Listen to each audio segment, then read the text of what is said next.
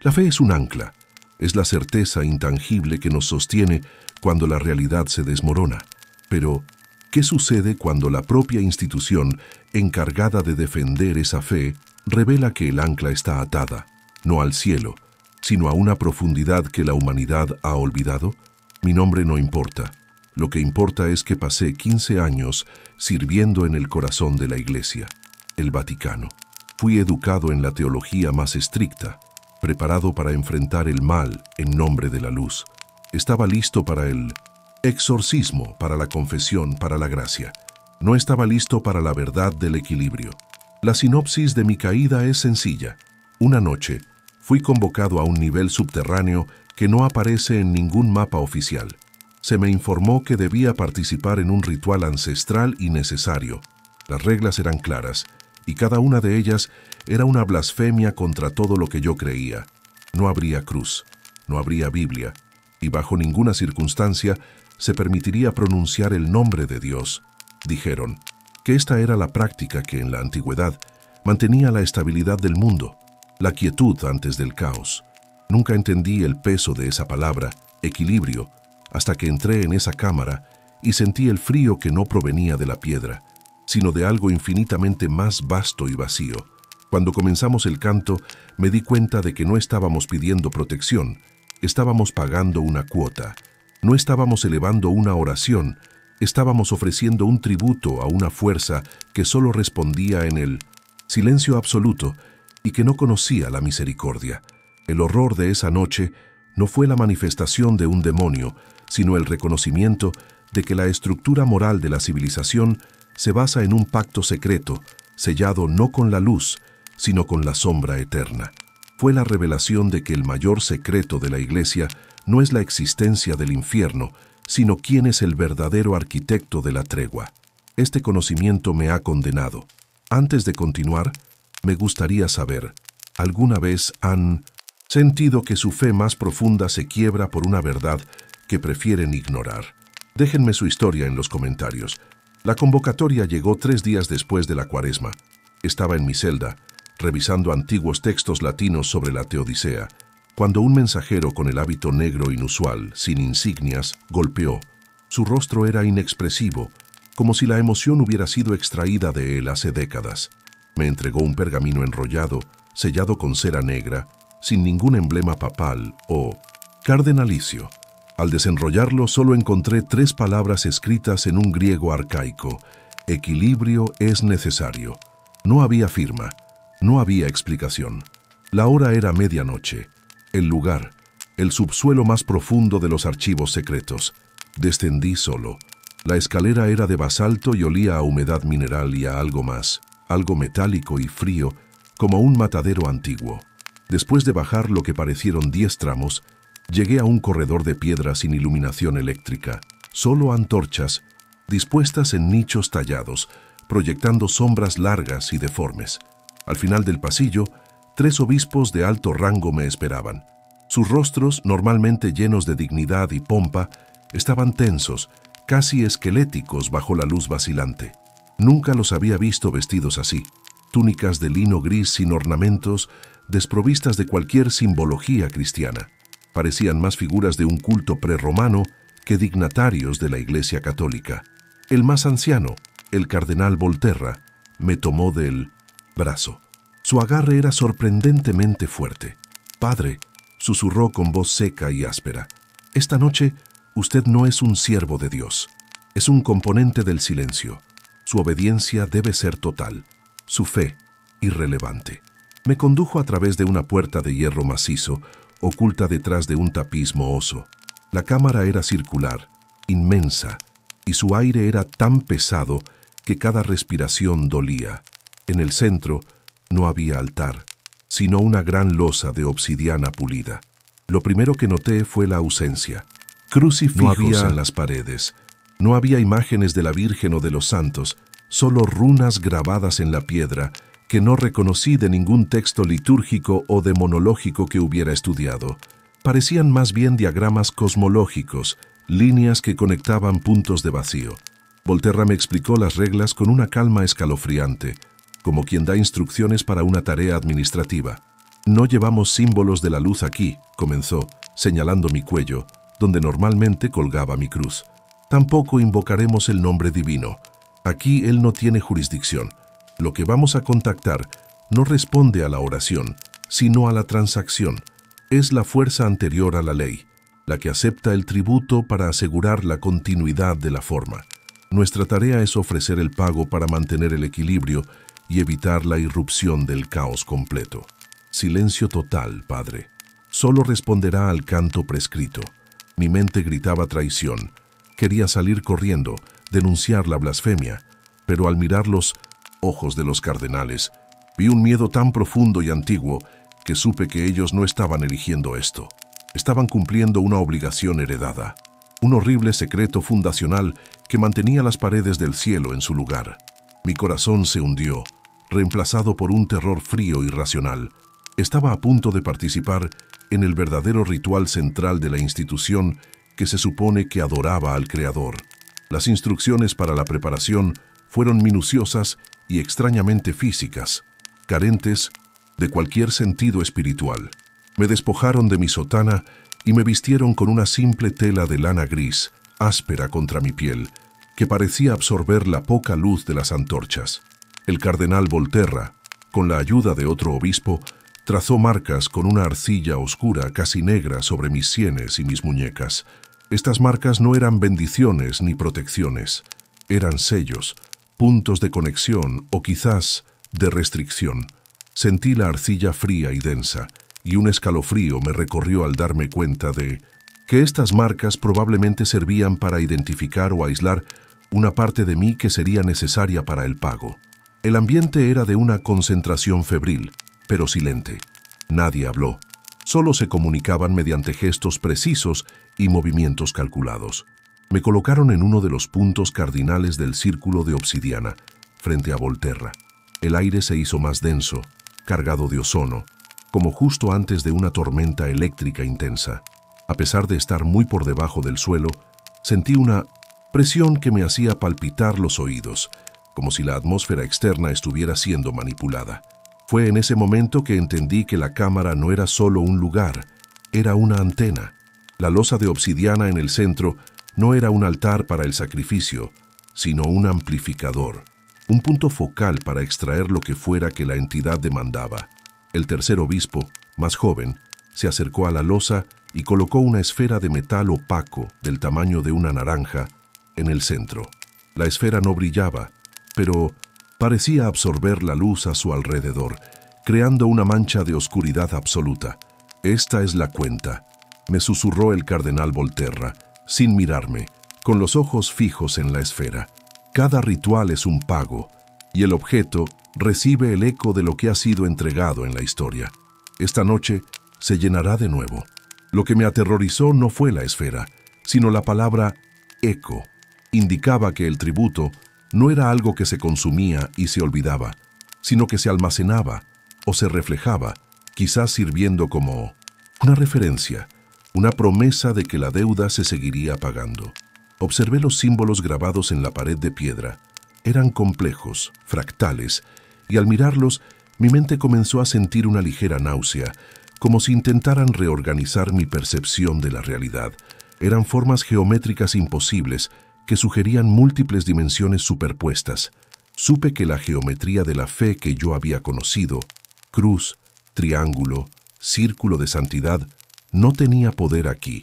Esta geometría era la del universo anterior a la creación, la forma que existía en la nada. Mi miedo se transformó en parálisis. No era miedo a la muerte, sino miedo al conocimiento, la certeza de que mi vida entera, mi vocación, se basaba en una fachada construida sobre esta terrible y silenciosa servidumbre. Los obispos se posicionaron. El silencio se hizo total. Volterra levantó las manos, no en oración, sino en un gesto de cálculo preciso, como un director de orquesta a punto de iniciar una sinfonía prohibida. El canto comenzó. No era latín, no era hebreo, era una secuencia de sonidos guturales profundos y monótonos que vibraban en el pecho antes de alcanzar el oído. Los obispos emitían estos tonos con una precisión robótica, sin emoción, manteniendo un ritmo lento e hipnótico. Las vocales eran alargadas y las consonantes secas como piedras golpeando metal. Al unirse a ellos, sentí que mi voz no estaba cantando, sino siendo usada como un resonador. El sonido llenaba la cámara, pero no ascendía, se hundía, se compactaba, empujando la presencia hacia abajo, hacia la losa de obsidiana y la esfera. Mientras cantábamos, la presión del aire aumentó bruscamente. Sentí un dolor agudo en el pecho, como si mis pulmones no pudieran expandirse completamente. Mis ojos ardían. La luz de las antorchas pareció atenuarse, no por falta de combustible, sino porque algo estaba absorbiendo la energía visible de la habitación. Miré la esfera en el centro. Inicialmente mate y opaca, comenzó a emitir un brillo interno, muy tenue, pero de un color que nunca había visto. Una mezcla de morado profundo y negro absoluto, como el fondo del espacio que devora la luz estelar. Este brillo pulsaba al ritmo de nuestro canto, actuando como un faro para lo que venía. En mi mente, yo seguía recitando versos del Salmo 23, aferrándome a cualquier vestigio de mi fe, pero mi boca solo producía los sonidos ancestrales y vacíos. Era una disociación aterradora. Mi cuerpo y mi voz eran herramientas para un propósito que mi alma rechazaba violentamente. Lo más impactante no fue el terror sobrenatural, sino la mecánica del ritual. Era una ingeniería inversa de la oración. No estábamos pidiendo ayuda. Estábamos abriendo un canal y regulando el flujo de una energía que ya existía, pero que necesitaba una ruta precisa para ser extraída. En ese momento, sentí un cambio en la temperatura. No se hizo más frío, sino antinaturalmente neutro, como si el calor y el frío hubieran sido cancelados, dejando solo una sensación de vacío térmico. La presión creció hasta el punto en que me vi obligado a inclinarme.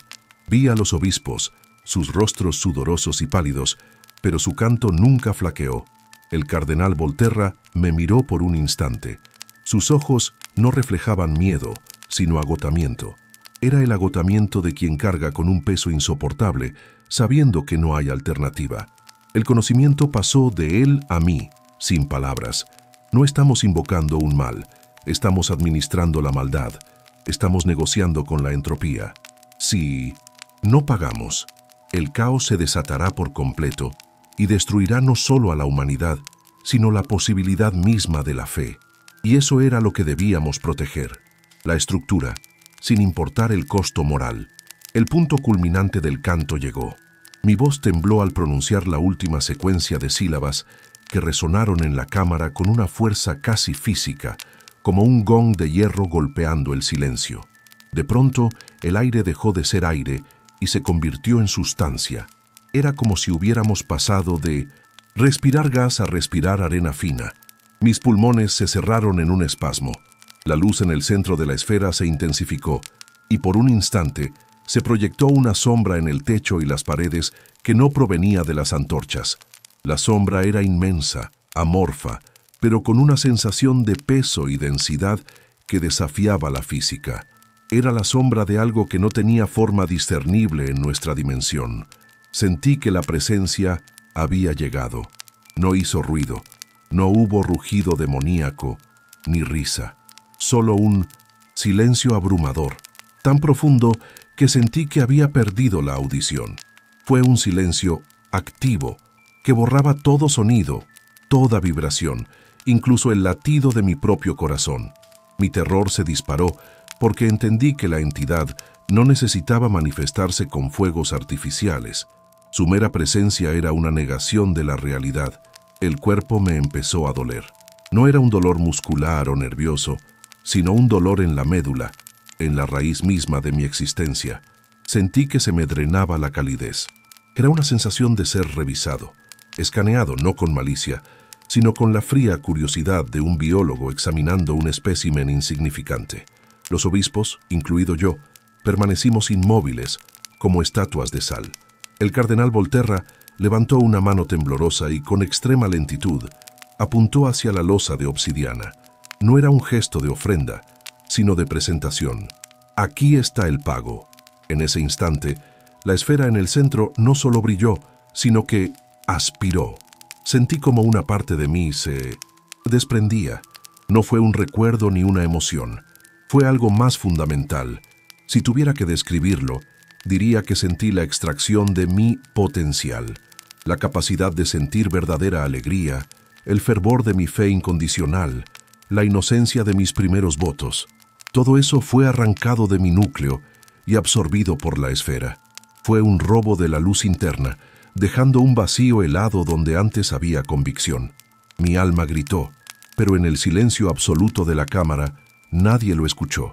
Mi cuerpo se quedó quieto, obedeciendo las marcas de arcilla y la disciplina de años de sacerdocio.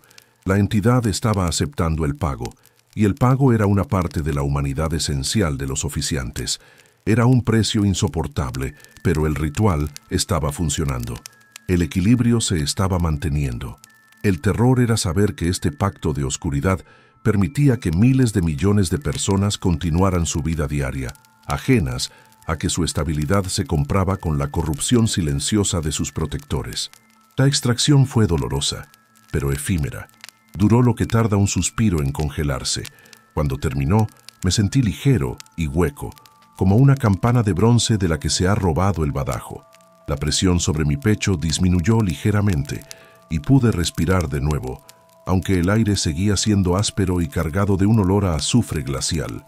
La sombra en el techo se condensó aún más, adoptando una forma que, aunque seguía siendo amorfa, daba la inquietante impresión de un ojo, inmenso y sin párpados, observando la transacción. No había juicio en esa mirada, solo cálculo. Era la mirada de un acreedor revisando la calidad del oro entregado. Entendí entonces que el ritual no era una suplicación. Era un acuerdo comercial con una entidad de la que ni siquiera el más alto clero conocía la naturaleza completa, solo sus términos. Los términos eran simples, para que el universo conocido perdurara sin desintegrarse en un caos primordial, lo que ellos llamaban el despertar del caos. Se debía entregar periódicamente una porción de la luz o la esencia vital extraída de los pocos que conocían el secreto y podían canalizar la energía. Éramos, literalmente, los recolectores de la energía necesaria para aplacar a la entidad. El cardenal Volterra realizó un movimiento con sus manos, un gesto que no era de bendición sino de cierre. Parecía estar sellando el canal que habíamos abierto. La esfera de obsidiana ya no brillaba con el color púrpura y negro. Ahora era totalmente opaca, negra, con una densidad que parecía violar las leyes de la gravedad. Estaba cargada. El tributo había sido aceptado. El terror que sentí era ahora secundario al pavor existencial. Me di cuenta de que la iglesia, mi iglesia, no era solo la administradora de la fe, era la gestora de una red de contención cósmica, una burocracia del horror. El verdadero trabajo del Vaticano no era difundir la palabra, sino silenciar la verdad y al mismo tiempo alimentar a la fuerza que, si se desatara, terminaría con todo. Mis ojos se encontraron brevemente con los de otro obispo. En lugar de la desesperación o el fanatismo, vi una resignación cansada. No éramos héroes ni mártires, éramos peones forzados a vivir en la mentira para preservar la supervivencia del tablero de juego. Este pacto no era por poder terrenal, sino por la supervivencia de la dimensión. Y el costo, la continua erosión de nuestra humanidad, era el precio que debíamos pagar. La entidad se retiró tan silenciosamente como había llegado. La sombra se disipó. El aire comenzó a aligerarse, volviendo a una normalidad fría y subterránea. El silencio, sin embargo, permaneció. Sabíamos que, aunque la presencia física había desaparecido, la conexión seguía ahí. El cardenal Volterra recogió la esfera cargada. Sus dedos temblaban no por debilidad, sino por el esfuerzo monumental de mantener la compostura. El objeto pesaba sorprendentemente, no físicamente, sino con una densidad que parecía arrastrar la luz. Lo envolvió en un paño de terciopelo y lo guardó en una caja de cedro forrada de plomo. Este objeto, me di cuenta, era el registro de nuestro pecado, el testimonio de la deuda. La idea de que esto no era un evento singular, sino una práctica recurrente a lo largo de los siglos, me heló la sangre. ¿Cuántos sacerdotes habían sido vaciados de su luz para mantener el equilibrio? ¿Cuántos de los grandes hombres de la Iglesia habían vivido la mentira después de participar en esto?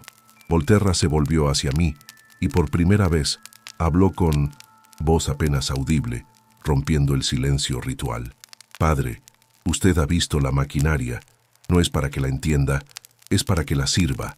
La fe que predicamos es un consuelo necesario para el rebaño, una cerca para que no miren hacia el abismo que nosotros contenemos. Pero el verdadero sacerdocio es este, el pacto silencioso. Me obligó a ponerme de rodillas frente a la losa de obsidiana. La piedra estaba fría y pulida, y al tocarla sentí un eco débil, una resonancia de la energía extraída. Usted jurará sobre la losa del silencio. No jurará por Dios, porque esta deuda es anterior a Él. Jurará por el equilibrio. La blasfemia era total, y mi voluntad quebrada. El vacío que sentía en mi pecho me impedía resistir. Yo ya no era el sacerdote fervoroso que había descendido. Era un administrador de secretos, un custodio del horror. Juré mantener el silencio. Juré servir al equilibrio. Y juré que si alguna vez revelaba esta verdad, el precio sería mi existencia completa y la liberación de la fuerza sin control. Mientras recitaba las palabras de mi nueva servidumbre, palabras que tenían más poder coercitivo que cualquier voto que hubiera tomado antes, sentí cómo la arcilla negra en mi piel se desprendía lentamente, como si la transacción hubiera sido completada y ya no se necesitara el canal. Los obispos me ayudaron a levantarme. Sus rostros reflejaban una hermandad terrible, la de aquellos que comparten un secreto tan monstruoso que destruye toda posibilidad de vida normal. Estábamos unidos no por la gracia, sino por la complicidad en el mayor engaño de la historia humana. Mi mente, aunque aterrorizada, comenzó a trabajar en la logística de la mentira. ¿Cómo volvería a dar la comunión? ¿Cómo volvería a predicar sobre el amor y la redención, sabiendo que la base de todo era la negociación con el vacío? La respuesta vino de Volterra, sin que él la pronunciara, con absoluta hipocresía. La hipocresía es el lubricante que mantiene girando las ruedas del secreto. Al salir de la cámara, el contraste con el resto del Vaticano era chocante. Subimos por la escalera de basalto, el olor a humedad mineral se hizo menos denso, y cuando finalmente emergimos a los pasillos superiores, donde la luz eléctrica y la iconografía familiar reinaban, sentí que volvía a un escenario de cartón. Los pasillos, que antes me parecían sagrados, ahora parecían ridículos. Una cubierta superficial para el horror que yacía debajo. Los obispos se pusieron sus hábitos y sus insignias, y la transformación fue instantánea. Volterra volvió a ser el cardenal imponente, su rostro libre de la tensión esquelética, reemplazada por una máscara de piedad y sabiduría. Era un actor consumado. Me di cuenta de que mi propio rostro también debía hacer esa transición. Debía borrar el vacío que me habían dejado y adoptar la expresión de un sacerdote que acaba de terminar sus oraciones nocturnas en lugar de un hombre que acaba de vender una parte de su alma para evitar el apocalipsis. La telepatía del miedo que había experimentado en la cámara se convirtió en una constante. Aunque ya no sentía la presencia de la entidad, sabía que el conocimiento de su existencia me había cambiado fundamentalmente. Caminaba por los pasillos con una claridad terrible. El mundo no estaba protegido por la providencia, sino por un contrato macabro. Cada misa, cada bautismo, cada peregrinación era una distracción necesaria para que la maquinaria del equilibrio pudiera operar en secreto. No podíamos permitir que la humanidad supiera la verdad.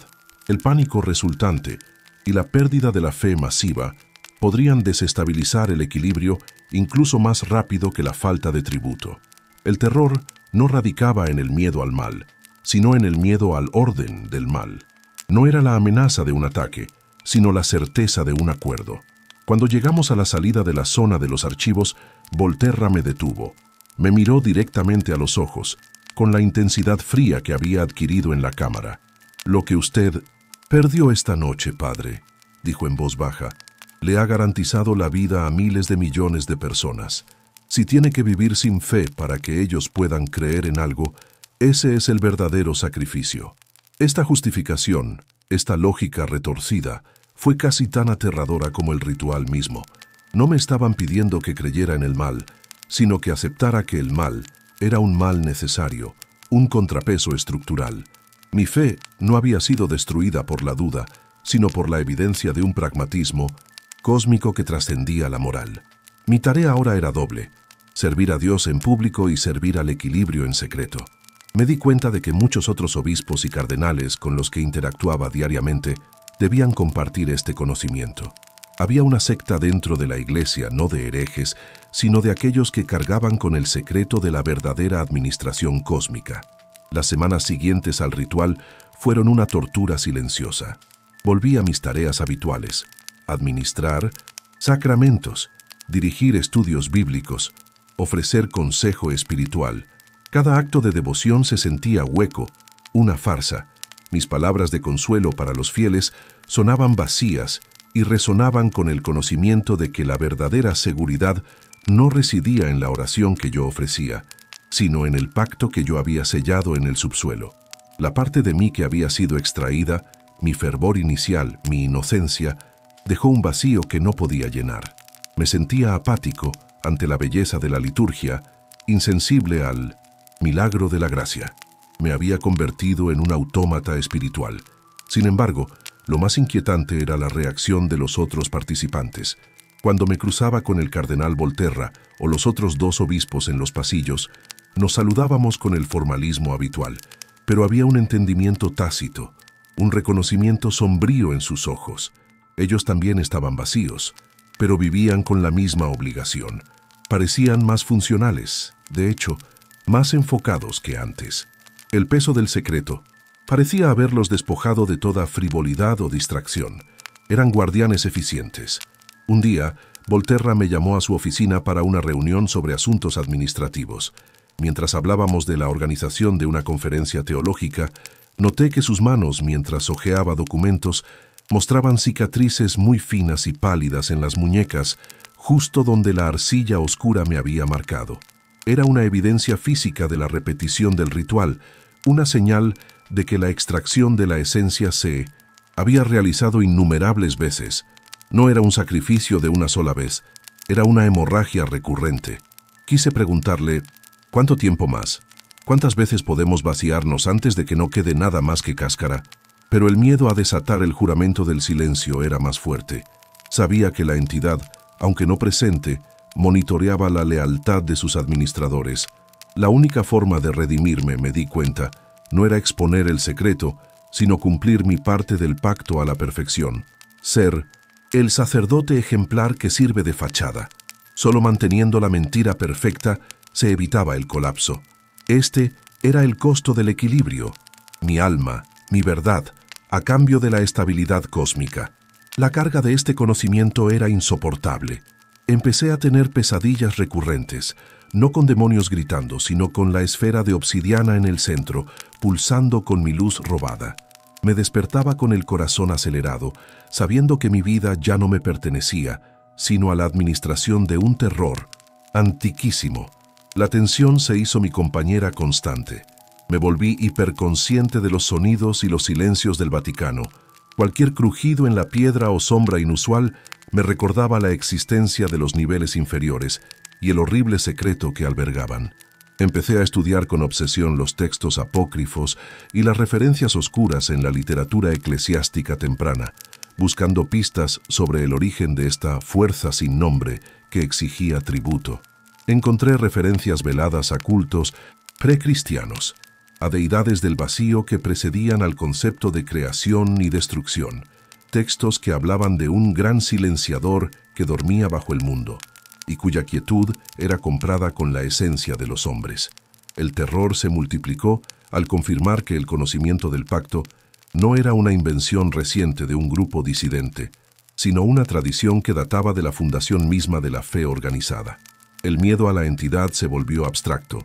Era el miedo a la permanencia de su poder. El verdadero horror era que el sistema que yo admiraba había sido diseñado desde el principio para esta servidumbre. Un día, mientras estaba en la biblioteca, el cardenal Volterra se sentó a mi lado. Estaba leyendo un libro antiguo, encuadernado en cuero marrón. Sin levantar la vista me dijo: «El equilibrio exige mucho, padre, pero es la única barrera. Piense en ello. ¿Qué prefiere? ¿Que el mundo sepa la verdad y se desintegre en el caos, o que crea en la luz, mientras nosotros, en la sombra, pagamos el precio para que esa luz siga existiendo? No esperó mi respuesta. Era una declaración, no una pregunta. Me dio a entender que la hipocresía era el acto supremo de amor por la humanidad. El verdadero martirio no era morir por la fe, sino vivir en la mentira por ella. Mi mente, que había sido entrenada para buscar la verdad absoluta, estaba siendo forzada a aceptar la verdad dualista, la verdad para el rebaño y la verdad para los pastores. Esta doble vida me estaba destrozando. La fe que quedaba en mí luchaba constantemente contra el conocimiento del vacío. Empecé a rezar con más fervor que nunca, no para que Dios me salvara, sino para que me diera la fuerza de soportar la certeza de que Él no tenía el control total sobre esta parte del cosmos. Las antorchas se encendieron. Era el anochecer. Me fui de la biblioteca con una misión reforzada: encontrar una manera de romper el ciclo, no mediante la denuncia, sino mediante la comprensión total del enemigo. Mi única esperanza era que el conocimiento fuera más poderoso que la servidumbre, pero la voz silenciosa en mi mente, un eco de la entidad, me recordaba constantemente la esterilidad de mis esfuerzos. El ciclo de terror se cerró un mes después. Fui convocado de nuevo a la cámara subterránea, esta vez para una simple tarea de mantenimiento. Volterra me explicó que las runas en la pared necesitaban ser reactivadas, con una solución especial cada cierto tiempo. Era una tarea de limpieza y sellado. Bajé con una mezcla, viscosa y aceitosa, cuyo olor me revolvió el estómago. Era una combinación de mirra rancia, metales disueltos y, sospeché, sangre secada. Mientras me arrodillaba y aplicaba el ungüento sobre los diagramas, sentí la vibración de la piedra. Estaba viva con el poder del pacto. Al frotar la solución sobre las intrincadas líneas, mi mano rozó el centro de uno de los símbolos. En ese momento no hubo sombra ni extracción, sino una clara impresión mental, un pensamiento que no era mío. La entidad me mostró por un microsegundo lo que sucedería si el equilibrio se rompiera. No fue la imagen del fuego o el azufre, sino algo mucho peor: la disolución total. Vi el universo deshilacharse como una tela vieja, las estrellas apagándose no por falta de combustible, sino por la anulación de las leyes de la física. Vi el tiempo invertirse y el espacio colapsar, no en una explosión, sino en un suspiro de olvido. Fue la visión del caos primordial, la anticreación, y fue tan completo, tan indiferente a la existencia, que mi terror se transformó en una aceptación helada. El pacto era horrendo, pero la alternativa era el cero absoluto. Esta visión fue el final de mi resistencia. Comprendí que no había un bien o un mal en el sentido humano. Solo había la existencia y la no existencia. Y los obispos, los administradores del secreto, estaban eligiendo la existencia a cualquier costo. Terminé de aplicar el ungüento. Subí la escalera en silencio, mi mente clara y vacía. Mi fe en Dios, el Dios de Ndoindenses, amor y misericordia, había muerto, reemplazada por la obediencia al Dios del equilibrio, la fuerza impersonal que exige tributo. Al llegar a la superficie, sabía que mi vida como sacerdote era ahora una mentira necesaria. Me puse mi sotana, mi cruz, ahora un símbolo vacío, y volví al mundo. La gente me sonreía, buscaba mi bendición, y yo se la daba, sabiendo que la única bendición real era el silencio que yo mantenía. El verdadero horror no era que el diablo existiera, sino que la única cosa que lo mantenía a raya no era la voluntad de Dios, sino el pragmatismo de un pacto ancestral, y que yo era ahora un guardián de ese contrato. Desde aquella noche, mi vida ha sido una eterna paradoja. Oficio misas, predico sobre la esperanza y la redención, pero cada palabra es una capa de pintura sobre el basalto frío de la verdad que se oculta bajo mis pies. El vacío que me fue extraído nunca se llenó. Me volví más eficiente, más metódico en mis deberes, pero mi capacidad de sentir verdadera alegría o fe genuina se ha extinguido. Soy un recipiente vacío que realiza funciones sagradas por la mera necesidad de mantener la fachada. Ahora, cada vez que veo la Basílica de San Pedro, no veo la gloria de la cristiandad. Veo la chimenea de un reactor subterráneo, una compuerta que sella el abismo y cuyo mantenimiento exige la corrupción moral y espiritual de sus propios guardianes. El ritual que presencié no invoca a Dios, sino que apacigua a la ausencia de Dios, a la fuerza que existía antes de que la luz fuera concebida. Y lo más aterrador de todo es que sé que no hay escapatoria. Romper el juramento no solo me costaría la vida, desataría el caos que el pacto ha contenido durante siglos. Soy un prisionero de la supervivencia cósmica, condenado a una vida de mentira para que otros puedan vivir una vida de creencia. Los otros obispos y cardenales, mis compañeros en este secreto, viven sus vidas con la misma resignación. Nos reconocemos en la mirada, una hermandad silenciosa de hombres vaciados que han tropezado con el secreto más oscuro de la civilización. La fe es una ilusión y el orden se compra con el alma. Si me preguntan si he perdido la fe, les diría que perdí algo peor. Perdí la ilusión de la inocencia. Sé que en algún nivel, muy por debajo de la Tierra Santa, la esfera de obsidiana se enfría lentamente, cargada con la esencia robada, esperando el próximo ritual. Y yo estaré allí, porque el equilibrio es necesario, y el silencio es el único lenguaje que la fuerza entiende. Mi única forma de rebelión ahora es esta confesión anónima, un eco digital lanzado al vacío, esperando que la verdad, por terrible que sea, encuentre a alguien que entienda el verdadero costo de la luz. Si la historia termina aquí, es porque el silencio finalmente me encontró. Pero sepan esto, la iglesia que ven protege algo mucho más antiguo que su Dios, y es algo que está hambriento.